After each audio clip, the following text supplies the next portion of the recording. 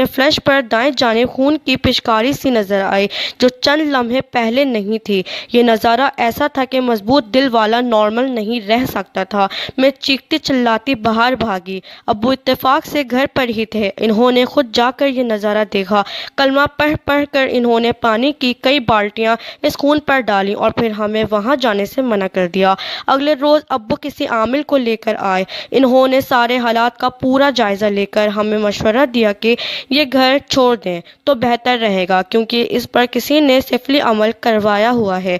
यह अमल एक ख़ास मुद्दत तक जारी रहेगा और मकीनों के लिए अजाब बन सकता है। अब्बू ने इधर उधर से मालूमात ली तो पता चला कि हमसे पहले जो साहब इसमें रहते थे, इनके अपने दफ्तरी साथी से मुखासमत चल रही थी। इनके दुश्मन ने इन पर काला इल्म करवाया था। वो जब बाथरूम जाते थे तो वहाँ कलेजी ओझरी पड़ी मिलती थी। हफ्ते भर में ही